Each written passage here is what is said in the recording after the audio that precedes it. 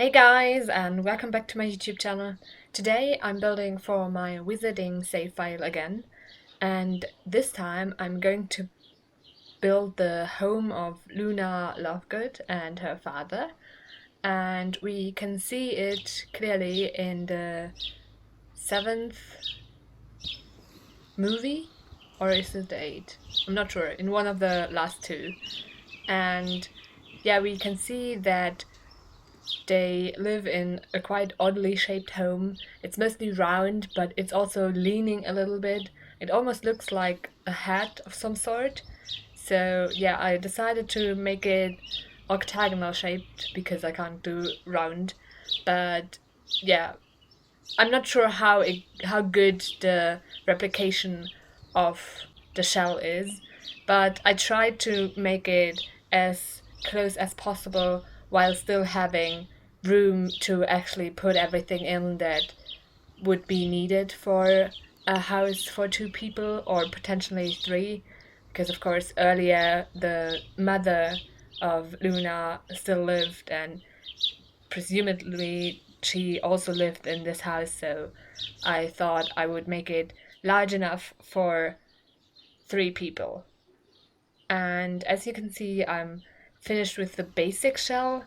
Now I'm decorating the outside, I'm roofing it, and I'm also using those roof bits that we have to decorate it a little bit more. And we can also see in the movie that there are quite high stairs that go up the hill to get to the entrance area. I did have a few problems with the roof because we can see that the roof on that bump out bit of the second floor is quite steep, but the overhang would be too large. So I got rid of the overhang, but it looked a little bit strange, so I used a thick border for that part, but everything else made it look strange, so I had a bit of problems with that, but in the end I think I managed to figure it out without it looking weird. So I think it actually looks okay and enough like the pictures that we see to satisfy me, as at least. I'm not sure if anyone else would be satisfied with it, but I thought it would be fine. Now I'm starting with the kitchen, and we can see some of the kitchen in the movie, but because it's octagonal, I can't really make it continuous. So I thought I would just make one part with the sink and the other part with the stove, and not worry about actually having it wrap around. In the second floor, I put the parents' bedroom, so that is where I'm at the moment. And in the third floor, I put Luna's bedroom. And as you can see, it's quite a large room for just one little girl. But I really wanted the top floor to be her room, and I'm not sure, but I think I remember that in the books it's actually described that her room is the top floor.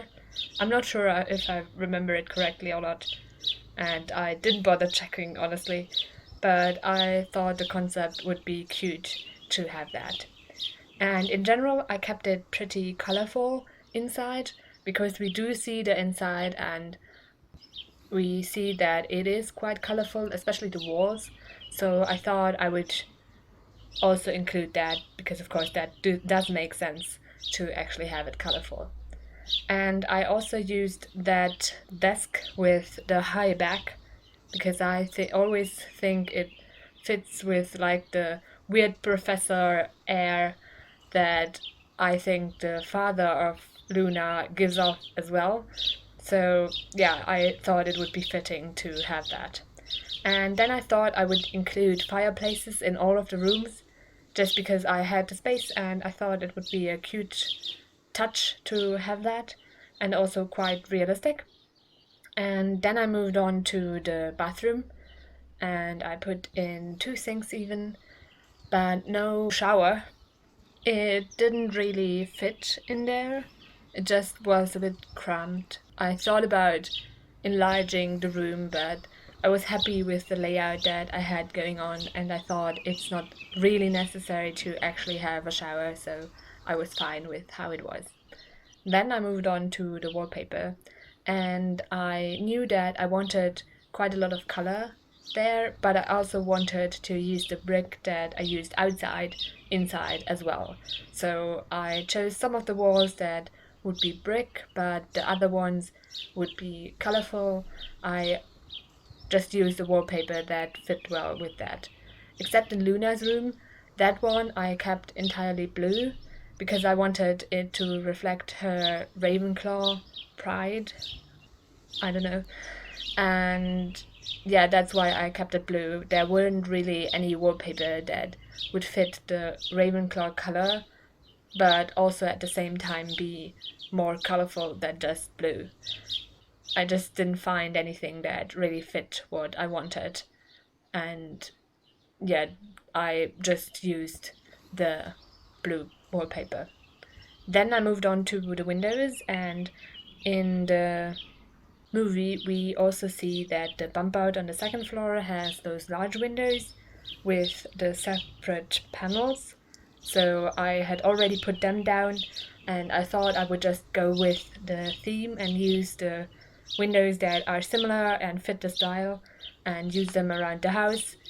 In some spaces, I even used the exact same window, so it just fit together really well.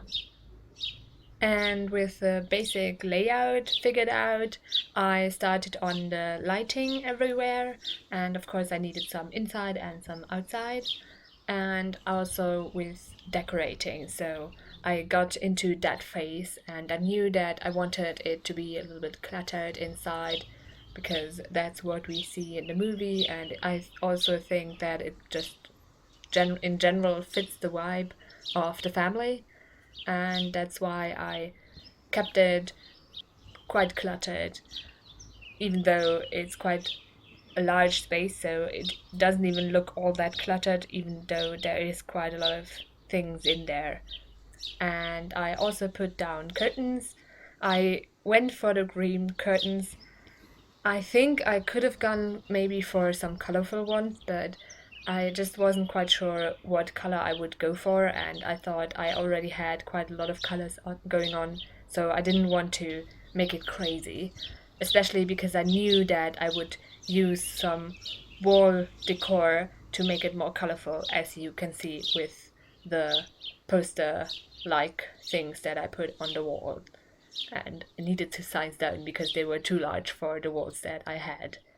And then I went on to the terrain painting. I wanted to have a little bit of a path going to the front door, and I wanted it to be a little bit realistic. So I took care with the terrain painting. At first, I just took the one terrain paint and made the path, then I used the delete function to make it more realistic, that it doesn't cut through a rock in the middle. Yeah, and that's what I did. And then I moved on to the debug menu that we have access to if we put in the cheats to get it. And I knew that from the start that I wanted to use it because there's a lot of plants in there that I wouldn't have access up to otherwise, and it just makes it look a little bit more realistic. Especially the fence I really liked. I thought it looked really cool with that.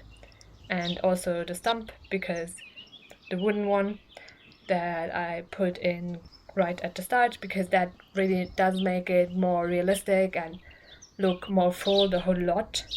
So it isn't just like the building in the corner and nothing else on the whole lot. I thought that made it quite interesting as well. And of course, also inside, I used some of the clutter items that we have just to make it fuller inside and more realistic to actually have. And I've also put down a bunch of low-lying plants just so the lot is a little bit overgrown and we can see some of the stuff. And then I was basically finished with this build. Now you can see some screenshots of the build. I hope you like it. You can download it from the gallery. My ID is tggsims, same as my YouTube channel name. I also hope that you liked the video and will consider pressing the thumbs up button and subscribing. Thanks very much for watching and have a great week. Bye!